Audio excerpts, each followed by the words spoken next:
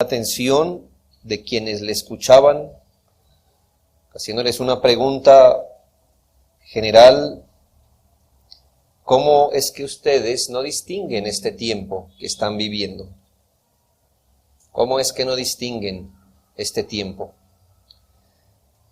Este texto, como los versículos 54 al 56, que usa una pequeña parábola o una exhortación traída de un asunto por la observación, y luego el versículo 57 al 59, donde en efecto se nos trae otra analogía.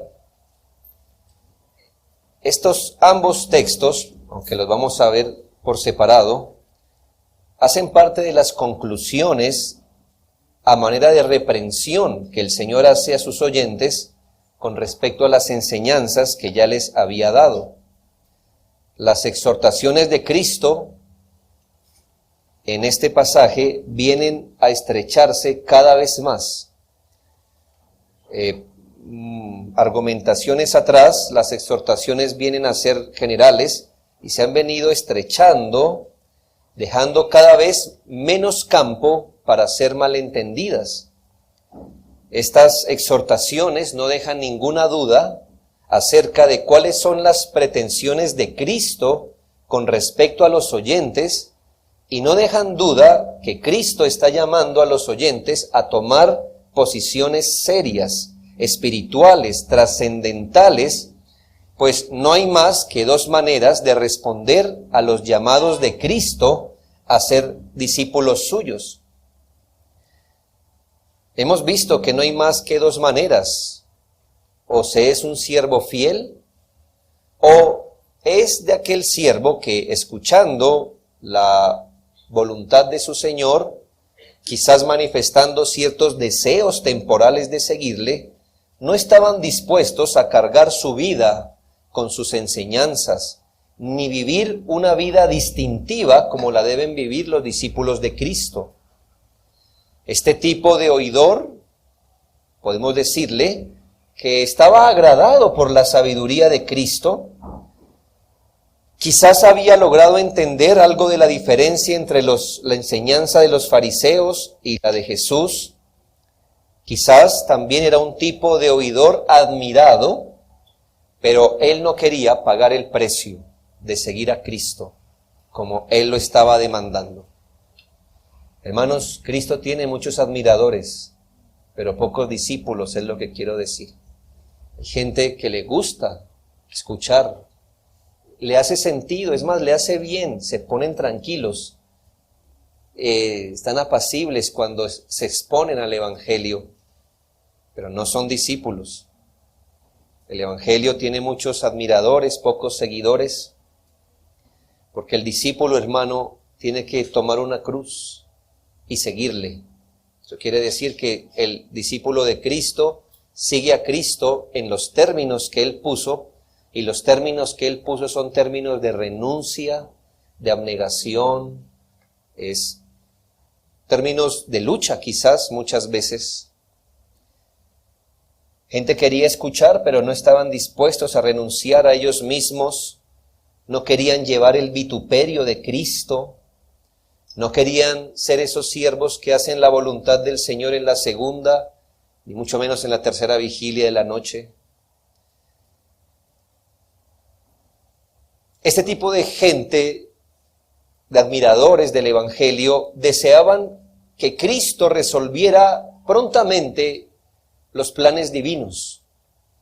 Ellos querían un Mesías que rápidamente arreglara sus problemas, sobre todo problemas temporales, pero aunque fueran espirituales, querían rápido un rey, un Mesías.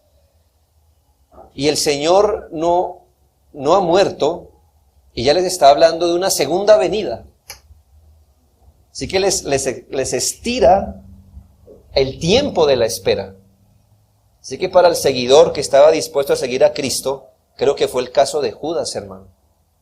El caso de Judas fue el caso de un discípulo que quería que el Señor resolviera los asuntos rápido, y como vio que el Señor entró a Jerusalén, todos lo aclamaron, pero el Señor siguió derecho Y dijo, ¿qué pasó? O sea, ¿eso es todo? ¿Amor y evangelio? No. Entonces él ya se desilusionó de ese Mesías, porque querían una resolución pronta. Así que cuando el Señor empieza a darles más luz del evangelio, que es seguirlo, pero es seguirlo de una forma abnegada y sacrificial, pero es seguirlo por mucho tiempo. Quizás cosas que ellos no verían tendrían que pasar mucho tiempo para la consumación de los planes. Esta gente estaba más interesada en sus tesoros terrenales, en la paz que podía traerles el Mesías, en la prosperidad y seguridad que les podría traer Jesucristo, pero no querían atesorar para el porvenir, para la eternidad. Esa no era su perspectiva.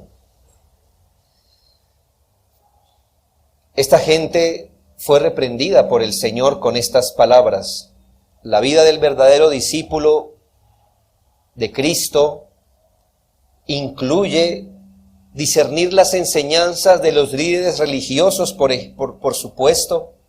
Es decir, nadie puede ser un discípulo fiel del Señor siendo ingenuo, sino entendido. El discípulo no solamente debería ser capaz de contrastar, eso era algo rebelde en su tiempo, ¿no cree?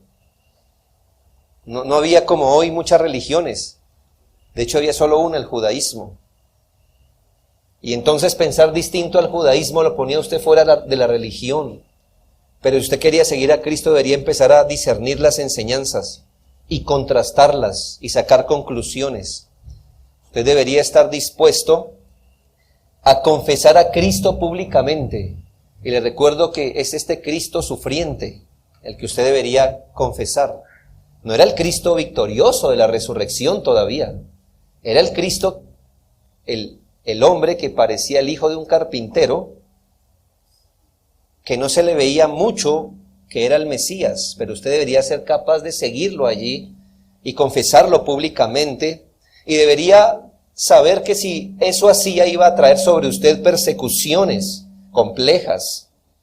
Usted debería vivir ese tipo de vida distinta, que mientras todos buscaban la paz y la tranquilidad terrena y los tesoros que les pudiera traer este Mesías, usted debería estar haciendo un tipo de tesoros que nadie puede ver ni tocar, ni siquiera el mismo discípulo, pero que tendría que estirarse en fe y lograr vivir una vida de tal forma que pensara en el futuro, en su eternidad.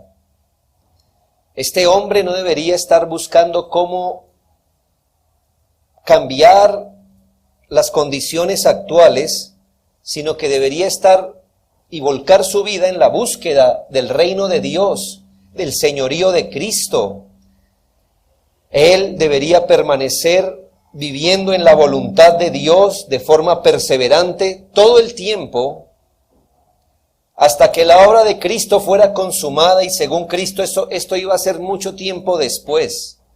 Eso le requeriría mucha convicción, porque imagínese entonces que le preguntaran a usted, ¿y entonces qué iba a ser su Mesías? ¿Qué es lo que vino a traer? No, que salvación por la fe. ¿Y cuándo se va a consumar todo? No sabemos. El Señor regresará, no sabemos, pero perseveraremos así. Vimos hace 8 días, hermano, que este seguimiento debería ser perseverante, sabiendo que aún muchos de su familia le combatirían a usted. De entre los mayores contradictores del Evangelio sería la familia. Frente a estas demandas precisas, creo que les estaba dejando a sus oyentes cada vez menos espacio para que no entendieran qué era lo que quería el Señor. Así que el Señor, en su tiempo como hoy, no deja mucho espacio para que haya una tercera vía que la gente se invente. ¿Usted sigue al Señor y lo sigue en esos términos? ¿Por la fe contra todo el mundo? ¿O no es su seguidor? No es su seguidor. Esto es bueno que lo sepamos, hermanos, porque hoy día el Evangelio tiene muchos amigos y admiradores y profesantes, pero pocos discípulos, pocos. pocos. Gente hoy quiere ser cristiana. Es más, está tan de moda que hasta la gente del mundo quiere ser cristiana. Quieren serlo. Gente abarrota las iglesias, ¿verdad? Hay miles, como antes. No pasaba, miles. Gente quiere escuchar buenas cosas. Quiere escuchar sermones. Quiere leer libros. Pero no quieren ser discípulos de Cristo en los términos que Él puso. Ese es el problema. Y entonces, hermanos, que no quede claro que eso no fue lo que vino a promocionar Cristo. Cristo fue muy claro en sus exigencias, de que usted lo sigue, pero lo sigue en esos términos, precisos. Y sepa, que el Señor nunca lo ocultó, que alrededor van a ocurrir cosas muy complejas, pero también hay esperanza, según el Señor. Así que déjeme decirle primero cuál era el tiempo que la gente que oyó al Señor Jesús no había sabido distinguir. El Señor les dice, ¿cómo no distinguís este tiempo? Mire esa exhortación. ¿Cómo es que no son capaces de distinguir este tiempo? Así que primero, ¿cuál es ese tiempo que la gente que oyó al Señor no había sabido distinguir? Para esto los versículos 54 al 56 dicen, decía también a la multitud, cuando veis la nube que sale del poniente, luego decís, agua viene, y así sucede. Y cuando sopla el viento del sur, decís, hará calor, y lo hace. Hipócritas, ¿sabéis distinguir el aspecto del cielo y la tierra? ¿Y cómo no distinguís este tiempo? El Señor está haciendo uso de un recurso muy básico, y es la manera tan básica cuando antes de los estudios de meteorología se podía determinar más o menos el clima, pero había maneras en esas tierras muy sencillas de reconocer qué clima iba a ser. Si salía, ¿verdad? Si salía una nube del poniente, generalmente llovía, y si soplaba el viento del sur, significaba que vendría soplando pero con calor. Esto era algo muy básico que la gente podía distinguir. Y el Señor usa este recurso para decir cómo es que son tan capaces de poner su mente a funcionar para distinguir las cosas comunes y no son capaces de distinguir este tiempo que están viviendo. Estas palabras están registradas tanto en Mateo 16 como en Marcos 8. Pero estas palabras, Mateo y en Marcos, se citan en contextos distintos. Y esto es bueno saberlo, hermanos, porque a veces, al menos me pasaba a mí, que al leer una parte de la Biblia, uno piensa que el Señor Jesús solo dijo una vez esto y ya. Hermanos, creo que lo que está aquí es una muestra de lo que el Señor se la pasaba diciendo. Por eso es que muchas veces unas palabras son ubicadas en un suceso y en otro evangelio son ubicadas en otro suceso. La gente que no cree en la inspiración de la Biblia dice, esa es mi prueba que la Biblia es falsa. Porque eso pasó, por ejemplo, después del sermón del monte o antes de que el Señor fuera crucificado. Hermanos, puede ser ambas. Lo que pasa es que el Señor no enseñó una sola vez un principio, sino que lo vivía enseñando. Esta es mi prueba. En Mateo y en Marcos, el Señor les dice así, hipócritas, ¿cómo no distinguen este tiempo? Pero lo dijo en otro contexto. En Mateo y en Marcos lo dice, primero se lo dice a los líderes religiosos y segundo se lo dice luego del milagro de la multiplicación del pan a 4,000 personas. Y esto nos abre otra posibilidad, hermanos. Y es que el Señor no multiplicó el pan una sola vez. Multiplicó el pan para 5,000. Y aquí para 4,000. Así que hubo muchas veces más que Él hizo eso. Entonces, ¿qué ocurre? Note lo que le quiero decir. El Señor acaba de hacer un milagro singular, hermanos. Porque usted puede encontrar profetas que sanaron, que resucitaron. Usted puede encontrar algunas similitudes entre los que gente de Dios hizo y lo que Cristo hizo. Pero nadie, antes de Cristo ni después de Él, ha multiplicado el pan. para 5.000 personas y luego para 4.000 y que le sobre. Eso es inédito. Pero acabando este milagro, se le acercan los líderes religiosos y le dicen lo siguiente al Señor: haznos una señal para que te creamos. Haznos una señal. Estaban con las boronas entre la barba y con aliento a pescado. Y van al Señor y le dicen: haznos una señal para que te creamos. Es terrible ver la hipocresía de los líderes religiosos. ¿Por qué, hermanos? Porque, como le digo, ni nadie ni nada en la historia era semejante. Quizás lo más semejante a esto puede ser la vida de Moisés. Pero, hermanos, Moisés no trajo el pan, lo trajo Dios y lo hacía caer del cielo. No cogió el pan en las manos y lo hizo multiplicar de sus manos. Esto era completamente inédito en la historia del pueblo de Israel. Y esta vez entonces, tanto en Mateo como en Marcos, se acercan los líderes religiosos y el Señor los reprende no por su ignorancia, sino por su hipocresía. Les dice: hipócritas, hipócritas.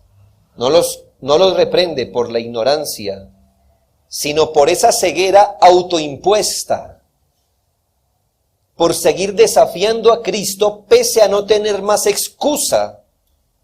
Ellos estaban acorralados por esa señal. Es decir, ¿qué podían decir cuando vieron salir de las manos de Cristo más panes y peces? Y me imagino que la gente, 4.000 alrededor, los empiezan a ver a los líderes religiosos como diciéndoles: ¿qué explicación hay? Y entonces ellos van a Cristo y dicen: haznos una señal para que te creamos. Pues dice: hipócritas. Aquí el punto, hermanos, no es que les era difícil creer. No es que les faltara evidencia. Es que estamos confundidos. Haznos una señal para que entendamos. Hermanos, la estaban viendo. Y entonces el Señor les exhorta por esa ceguera autoimpuesta.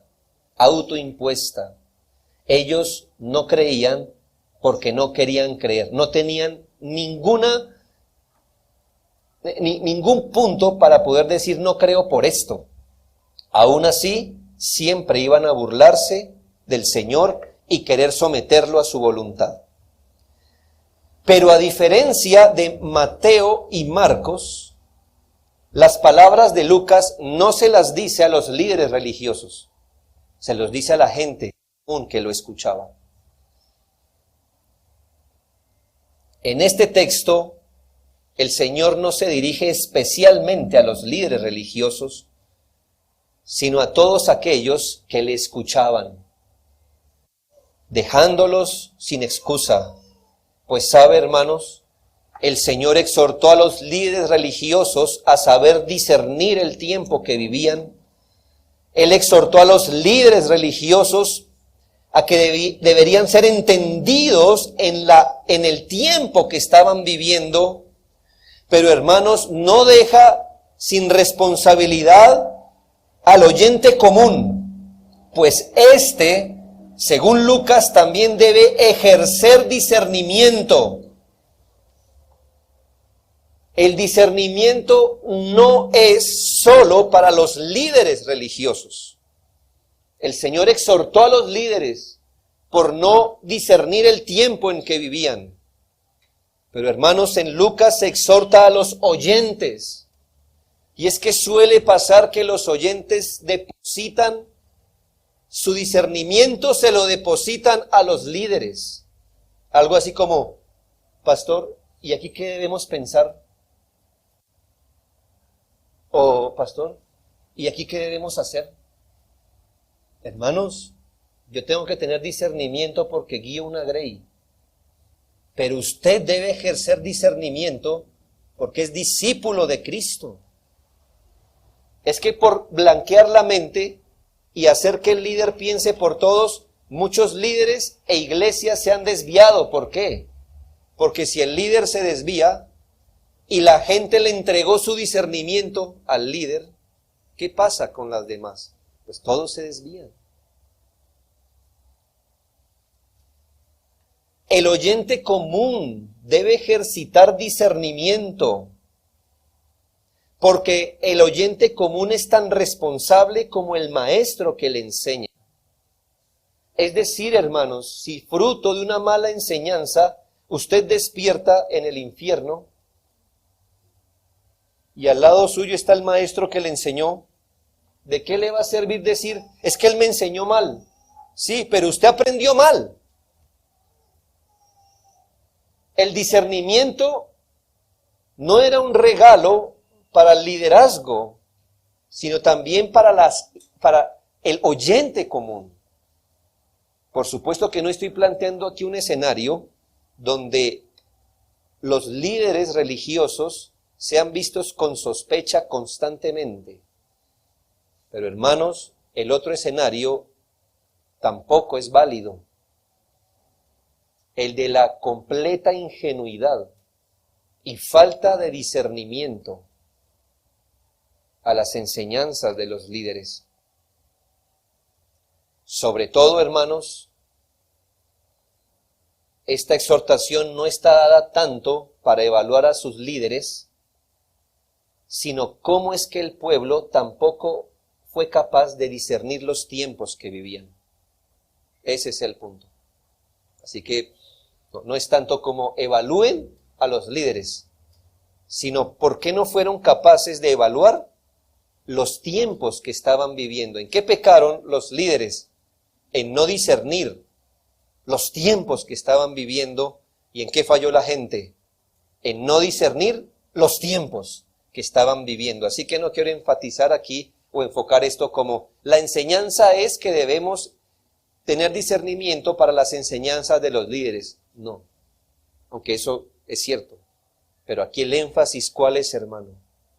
Que todos los discípulos deben ser capaces de llegar a las conclusiones espirituales adecuadas. Espirituales y adecuadas. Y que esto no puede ser, hermano, no puede ser dado solamente a los líderes. Como que, pastor, ¿qué época estamos viviendo? No, yo le puedo decir también, pero usted debe saberlo. ¿Qué época es? El pueblo no era diferente. ¿Sabe lo que pasó? Que el pueblo estaba haciendo exactamente lo mismo que los fariseos. Empezaron a escuchar sus palabras y ver sus milagros. Cada vez les quedaba menos excusa, ¿verdad? Menos excusa. Ya vieron que eran dos cosas. O seguirlo en sus términos o rechazarlo. Pero entonces prefirieron, hermanos, deshacerse de sus enseñanzas a través de la hipocresía. ¿Y cómo lo sabemos? Porque el Señor se dirige a ellos diciéndoles que hipócritas también, hipócritas. Porque tuvieron una tercera vía, se la inventaron.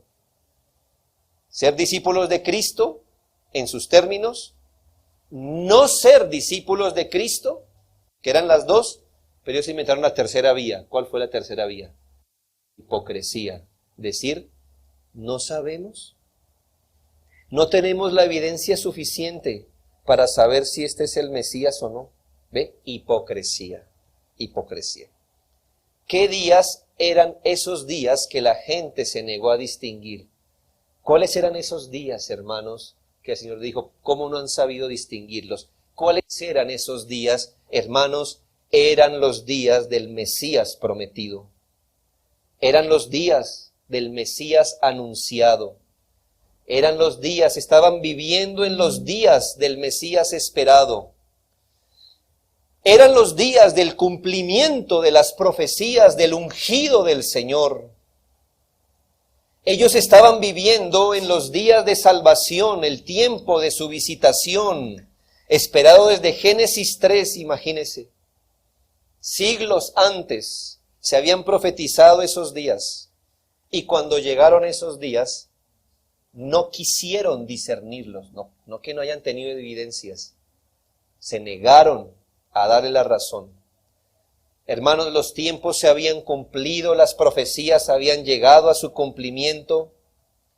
Juan Bautista había dicho, yo soy el que prepara el camino al Mesías, es decir, yo soy el profeta. Cuando yo aparezco, quiere decir que ya el Mesías está por venir. Es más, Juan Bautista señaló, dijo, él es, yo no soy. Cuando le preguntaron, ¿eres tú el Mesías? Dijo, yo no soy, pero es él. Y lo señaló, dijo, es él. Luego apareció Cristo haciendo innumerables y magníficos milagros. Empezó a enseñar Cristo tanto que la gente se admiraba porque ningún maestro antes había enseñado como él.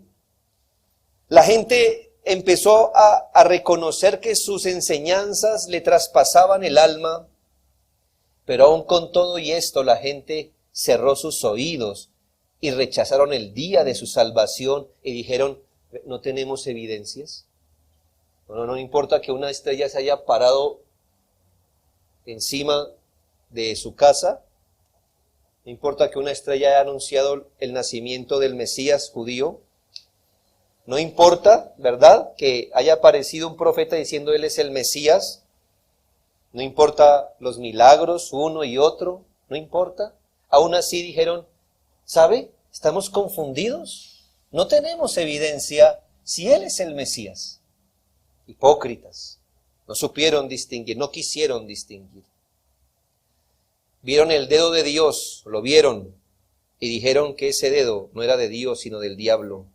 En Lucas 11:15, ¿recuerda? Mas si yo por el dedo de Dios echo fuera los demonios. ¿Qué dijeron? Él echa los demonios por Belcebú. Interesante, solo se lo voy a leer para que escuche. Interesante que en Lucas 4:22 dice que después de una explicación, recuerda, el Señor entra a la sinagoga, abre Isaías y dice, el Espíritu del Señor está sobre mí porque me ha ungido. Es decir, era obvio que él mismo reclamó ser el Mesías del que hablaba Isaías. Dice la Biblia, estaban maravillados de las palabras de gracia que salían de su boca. Lo que pasa, hermano, es que 5 versículos después dice, le llevaron hasta la cumbre del monte sobre el cual está edificada la ciudad para despeñarle. Entonces escucha sus palabras de gracia y eres convicto y dice, estas son palabras de gracia. Pero cuando terminó de predicar, se lo llevaron para botarlo de un despeñadero abajo. Los mismos sacerdotes confesaron en Juan 7:46, jamás hombre alguno ha hablado como este hombre. Lo que pasa es que estas palabras fueron dichas en el contexto del reclamo de por qué no lo habían arrestado para matarlo. Pero están diciendo que jamás nadie ha hablado como ese hombre. Pero no lo dijeron con admiración, sino, ¿y por qué no lo han arrestado para matarlo? Sabiendo que nadie más ha hablado como ese hombre. Estos eran los tiempos, hermanos, que se vivían. 33 años aproximadamente, quizás más.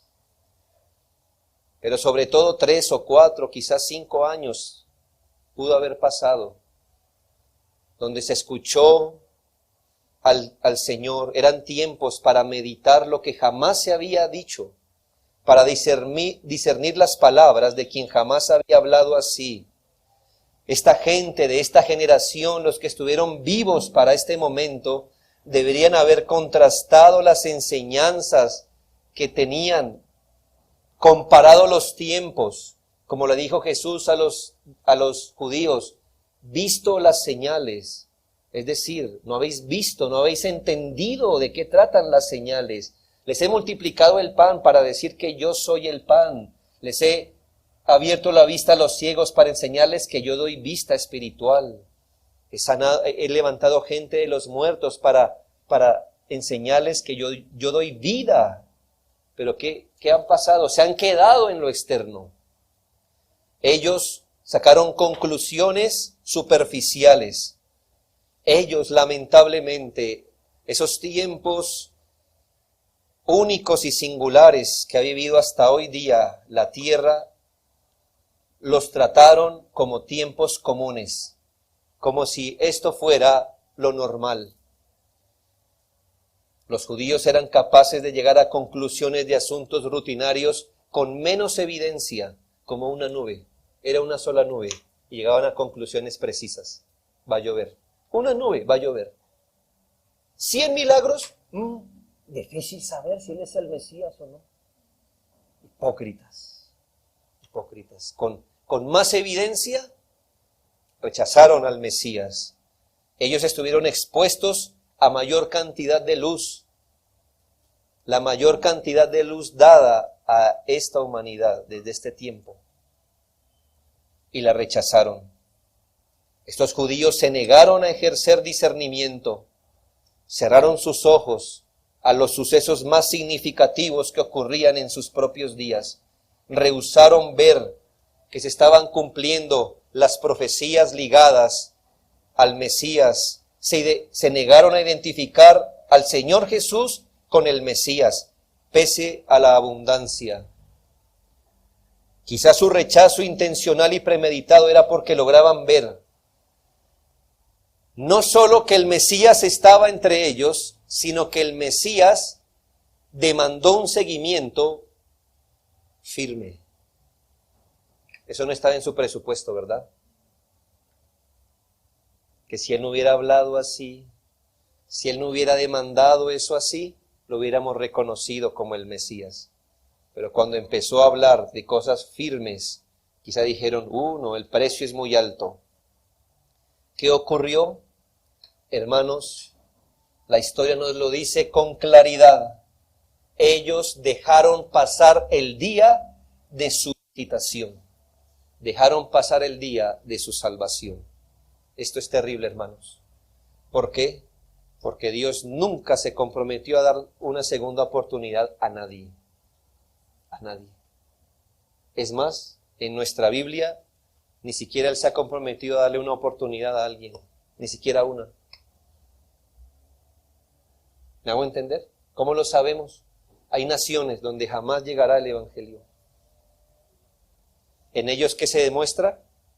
Que el Señor no está obligado a darle ni siquiera una oportunidad a nadie, mucho menos dos. ¿Qué pasó con el pueblo judío? Hermanos, tuvieron el día de su visitación. Es decir, el día que el Señor los visitó, ¿en qué? En buena voluntad y en gracia. ¿Y qué pasó? La dejaron pasar. Y así está escrito en Lucas 17, 22. ¿Me pones el agua, por favor?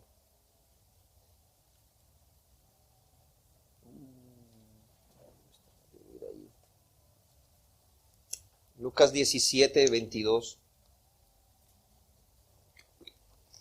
Dice la Biblia, dijo a sus discípulos, tiempo vendrá cuando desearéis ver uno de los días del Hijo del Hombre y no lo veréis. Sí, hermanos, esos días iban a pasar. Los días del Hijo del Hombre, los que estaban viviendo allí. Es decir, vendrán días donde ustedes van a suspirar por volver a escuchar mi voz entre sus tierras. Ver estos días de visitación. Va a haber días en que ustedes van a anhelar ver los días de salvación que hoy ven y no lo verán. El Señor lamenta eso, hermanos. Pero en Lucas 19, 41 al 44, el lenguaje es más fuerte. Entre más se acercó la muerte de Cristo, desearía esa disección, esa poda. Note el lamento de Cristo, Lucas 19, 41 al 44. Y cuando llegó cerca de la ciudad, al verla, lloró sobre ella, diciendo, oh, si también tú conocieses, al menos en este tu día, lo que es para tu paz. Mas ahora está encubierto de tus ojos, porque vendrán días sobre ti, cuando tus enemigos te rodearán con vallado y te sitiarán, y por todas partes te echarán y te derribarán a tierra y a tus hijos dentro de ti, y no dejarán en ti piedra sobre piedra, por cuanto no conociste el tiempo de tu visitación. Y esto es acorde, hermanos, ¿por qué? ¿Recuerda lo que le pasa al siervo malo? ¿Sale impune el siervo malo? No. Cuando el Señor viene y no lo encuentra haciendo así, lo castiga. Hermanos, estas palabras de Cristo se cumplieron literalmente en el año 70 de nuestra era. Cuando, ¿qué ocurrió? Esa gente rechazó al Mesías, rechazó el día de su paz, el día de su visitación. Rechazaron a Cristo. Hermano, el que rechaza a Cristo nunca quedará impune.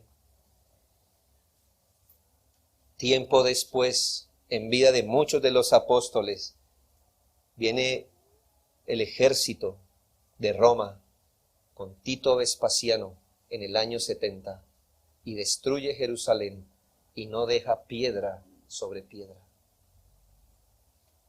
A ellos dijeron, su sangre sea sobre nosotros y sobre nuestros hijos. Como que el Señor dijera, amén.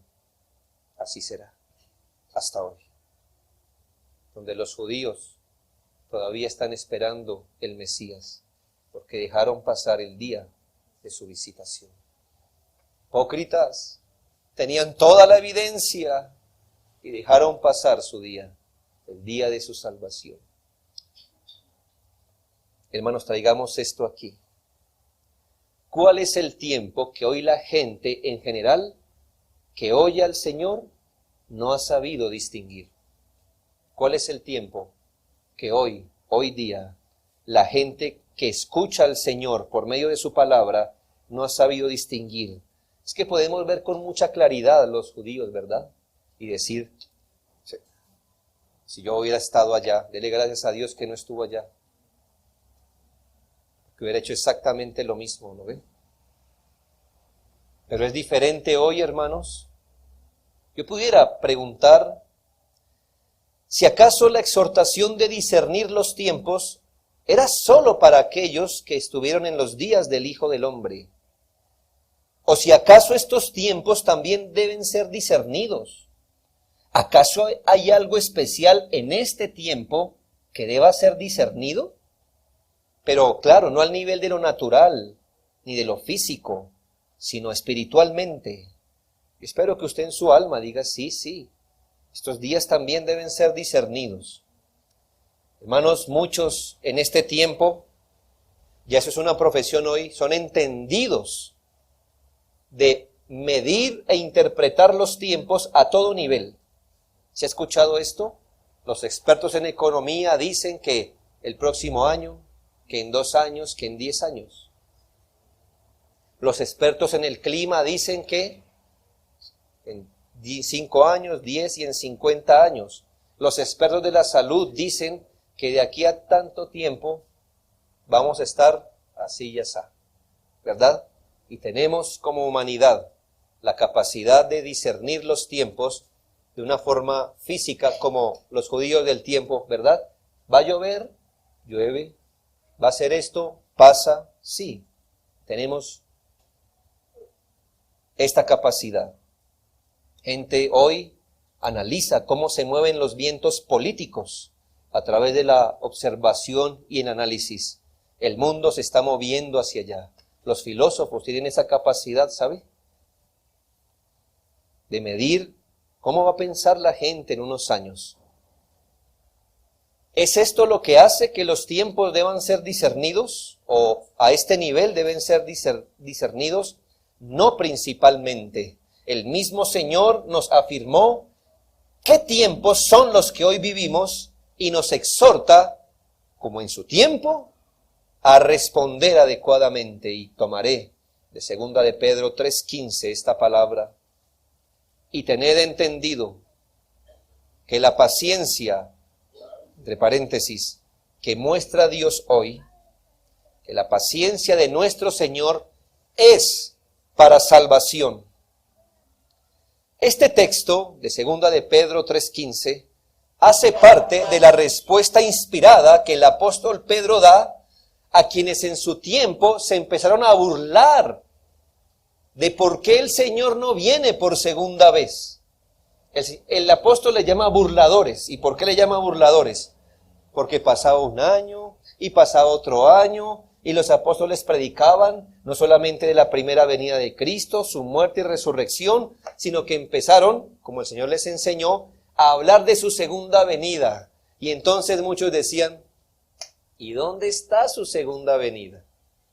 ¿No cree que se está demorando mucho el Señor en venir otra vez? Y empezaron a darse de la fe de ellos. En respuesta a esto, el apóstol dice, el Señor vendrá.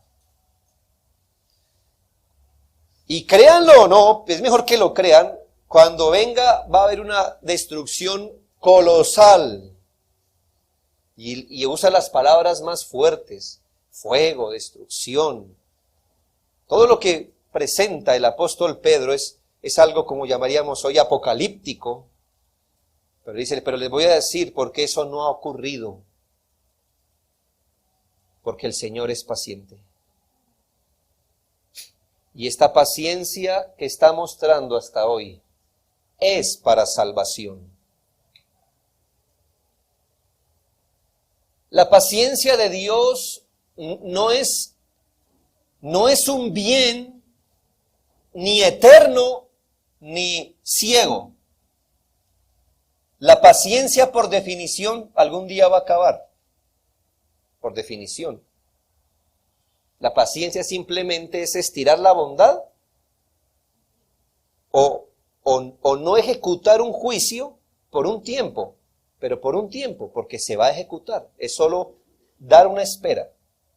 Pero ciega tampoco es, porque es que Dios no está siendo paciente en su trono, tratando de analizar cómo va a resolver estos asuntos que hoy están pasando. No, hermanos. Él es paciente con todos para su salvación. En otras palabras, hermano, ¿qué fin tiene la paciencia de Dios? Que la gente se salve. Que por favor piensen en la necesidad de Cristo, que se arrepientan de sus pecados, que se abracen a la salvación por gracia mediante la fe en Cristo muerto y resucitado. Estamos viviendo en los días en que el Señor ha estirado su bondad con el fin que el pecador medite sobre su vida, medite en el mundo, evalúe su condición y acuda al Salvador. La paciencia de Dios es un tiempo limitado en el que espera que los hombres abandonen la superficialidad de las cosas y las disciernan bien, las entiendan bien, que no las malinterpreten. El mundo hoy mira cómo la naturaleza se convulsiona. ¿Y sabe qué concluye? Exactamente lo opuesto. Ven ausencia de Dios donde deberían ver presencia de Dios y presencia en juicio de Dios. La gente dice, si aquí este mundo estuviera bien, muchos dicen, mire la maldad. ¿Qué nos comprueba tanta violencia, tanta inmoralidad? Si Dios existiera, pues Romanos dice que es porque Dios existe que pasa eso. Todo lo que hoy está pasando, hermanos, son los tiempos de la paciencia de Dios para que la gente se arrepienta. Mire la creciente maldad. ¿Con qué explicación usted se va a la cama y duerme tranquilo? Son los tiempos donde Dios llama. Mire hacia dónde se está moviendo el mundo, si estamos siendo mejores, si vamos para algún buen lugar. Pero mire y evalúe este tiempo a la luz de la palabra de Dios y reconozca que estas cosas que hoy vivimos ya han sido profetizadas una a una y se están cumpliendo evidentemente ante nuestros ojos, de tal forma que usted nunca puede decir, no tengo evidencia para saber si esto es verdad o no, si el evangelio es real o no. Realmente no tenemos ninguna evidencia, no. No. Todo lo que pasa es normal. No. Mira la depravación del hombre y debe discernir que es Cristo llamando al arrepentimiento. Ve la violencia y el robo, la inseguridad, el homicidio, y debe evaluar en su mente que Cristo está gritando como un Noé antes de que traiga el poderoso diluvio, esta vez de fuego. Ve la confusión religiosa, muchas sectas, mucho engaño. Y usted debe evaluar que eso mismo fue lo que dijo Cristo, que antes de su segunda venida vendrían muchos Cristos y falsos profetas. Pero ¿qué pasa con el pecador? Mira estas cosas y las malinterpreta, las confunde o las trata de forma liviana. Él suprime en su mente los llamados de Cristo, que hermanos, hoy el Señor no está hablando en voz baja, está hablando en voz alta y está gritando para que la gente abandone sus pecados. Y la gente llega a conclusiones completamente opuestas.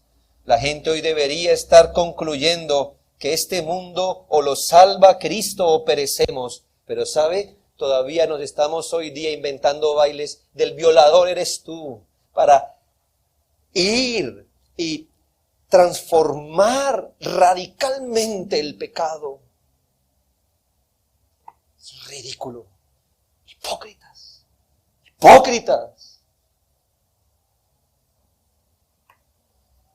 Pero cristianos no somos mejores.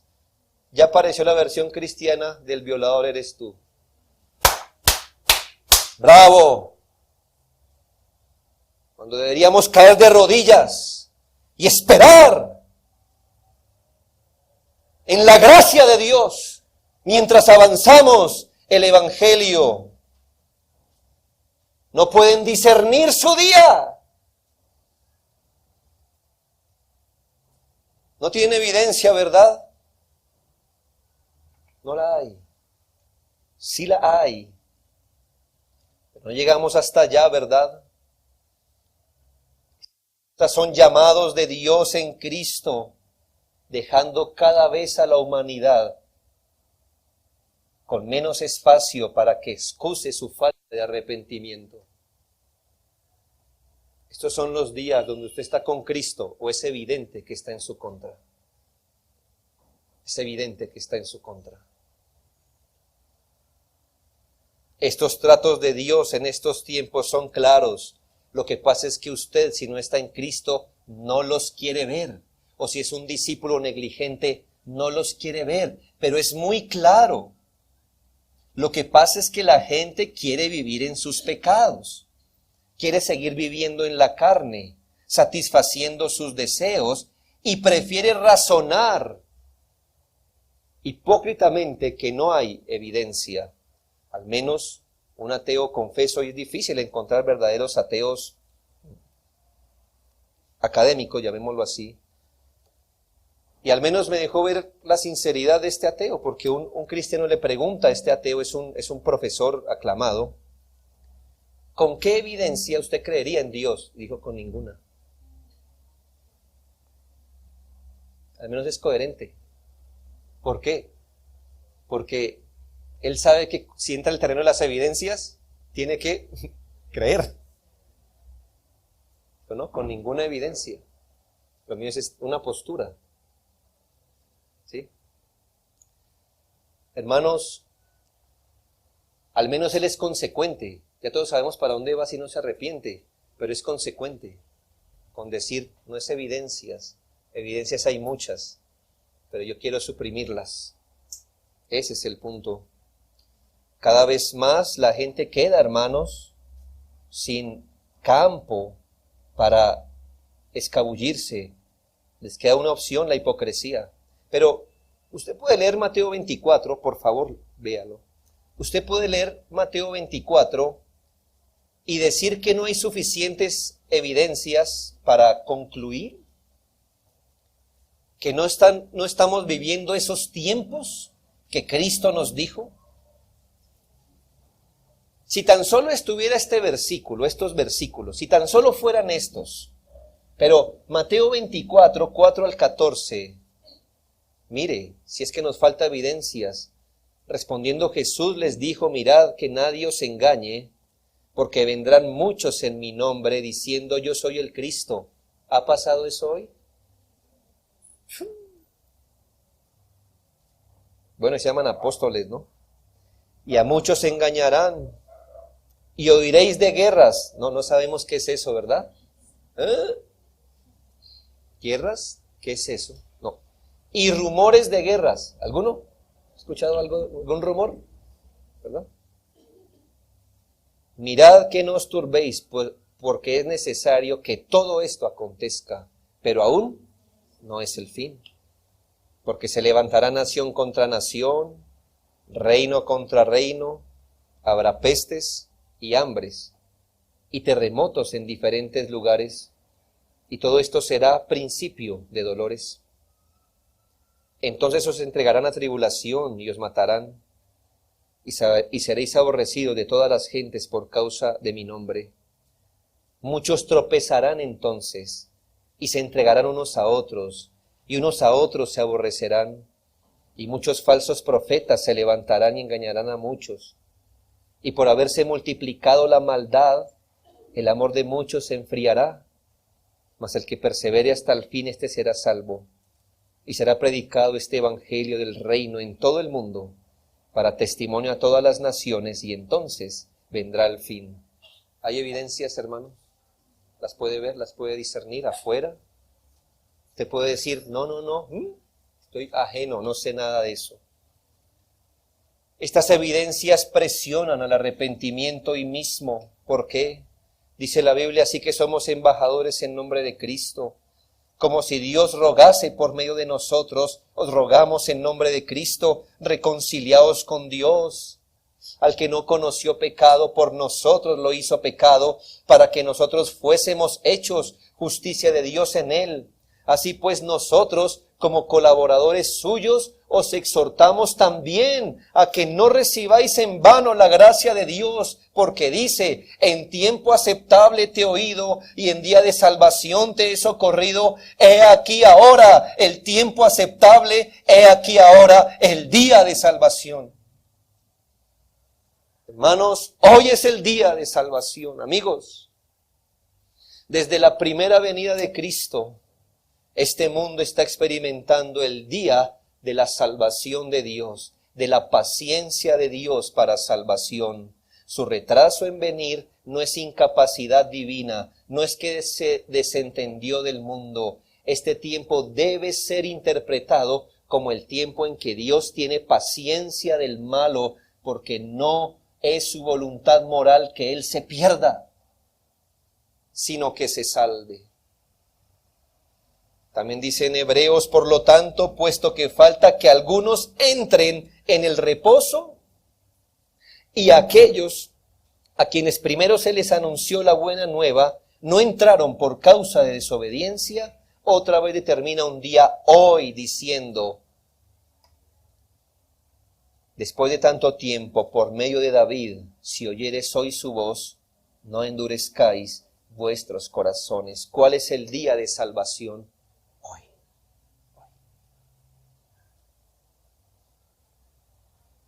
No sea tan insensato en saber. Mañana usted mira las nubes y dice, uy, me llevo el paraguas. ¿Por qué? Porque va a llover. Hablemos de su alma. No tenemos evidencia para saber si Dios existe, si Cristo es Salvador. No sabemos. Estoy confundido. ¿Qué es confundido? Lo que es que ama sus pecados. Hay evidencia. Son los días en que el Señor quiere salvar. Déjeme terminar haciéndole una pregunta aún más personal a usted. Quizá usted diga, sí, entendí lo que el Señor le dijo a la gente de ese tiempo, lo de el tiempo que debían distinguir. Entiendo lo que Dios le habla a la gente en general hoy, que son días de su salvación. Yo le pregunto a usted personalmente, ¿usted ha discernido su propio tiempo? ¿El tiempo suyo? ¿Su tiempo, el que está viviendo usted, lo ha discernido? ¿Qué es exactamente lo que Dios se ha acercado a usted para tratarle? Quizá usted esté viviendo un tiempo de mucha bondad, de abundancia y tranquilidad. Y algo por dentro de usted dice, no es porque usted está haciendo las cosas bien. ¿Cómo debería usted interpretar esta bondad que hoy está viviendo? Romanos 2:4 dice, o menosprecias las riquezas de su benignidad, paciencia y longanimidad, ignorando que su benignidad te guía al arrepentimiento. ¿No será que esos tiempos de bondad que usted está viviendo, pero que no los está viviendo en Cristo, pero aún así los está viviendo, no será su tiempo de la visitación de Dios, guiándolo al arrepentimiento? ¿No será ese tiempo en el que Dios le está diciendo, por medio de esta abundancia, le estoy diciendo que venga a mí? Discierna este tiempo. Si este es su tiempo, disciérnalo, el día de su visitación. Pero quizás sea este tiempo de problemas, peligros, enfermedades. ¿Cómo podemos interpretar este tiempo? Quizás me tomaré de lo que el Señor le dijo al pueblo rebelde de Israel en Amós 4. Os hice estar a diente limpio en todas vuestras ciudades, y hubo falta de pan en todos vuestros pueblos, mas no os volvisteis a mí, dice Jehová. También os detuve la lluvia 3 meses antes de la siega, hice llover sobre una ciudad y sobre otra no. Sobre una parte llovió y la parte sobre la cual no llovió se secó, y venían 2 o 3 ciudades a una ciudad para beber agua y no se saciaban. Con todo, no os volvisteis a mí, dice el Señor. ¿No será que el tiempo de sus problemas no es su tiempo de su visitación? ¿No es el tiempo que el Señor lo está trayendo a usted? ¿Por qué no pensar que estos son de los últimos llamados que Dios le hace para que se convierta antes de abandonarlo a su suerte si no lo hace? Ya pasó una vez y pasó con una nación entera, ¿no? ¿Por qué piensa que si usted lo deja pasar, para usted se va a dar una segunda, tercera o quinta oportunidad? ¿Qué tal el Señor use este sermón como su último llamado, para después abandonarlo si usted no sigue a Cristo como discípulo? ¿Cómo sabe que no? Yo no sé que sí. ¿Me hago entender? Yo no estoy seguro que esto sea así, pero usted no puede estar seguro de lo contrario. ¿Qué tal esta providencia en la que usted está hoy no sea el último llamado que le hace usted antes de abandonarlo a su suerte si no viene a Cristo? Nunca deje pasar el día de su visitación. ¿Cuándo es el día de la salvación? Hoy. Hoy. Pida al Señor discernimiento para distinguir los tiempos que usted vive y arrepiéntase y crea en Jesucristo y su sacrificio en sustitución en la cruz por pecadores como usted. En el fuego de la eternidad, todos desearán ver uno de los días del Hijo del Hombre, extendiendo su salvación, alargando su paciencia, y no lo verán jamás, nunca más. Crea que usted querrá volver a escuchar un último sermón, una última exhortación, una última oportunidad, aunque sea una gota de agua sobre mi lengua, aunque sea una. Eso aliviaría el infierno que dice el Señor. Ya hubo una oportunidad y la despreció. Una y la despreció. Ese día no ha llegado. Estos tiempos son tiempos de salvación. No los rechace. No los rechace. En el nombre de Cristo, no los rechace. Oremos.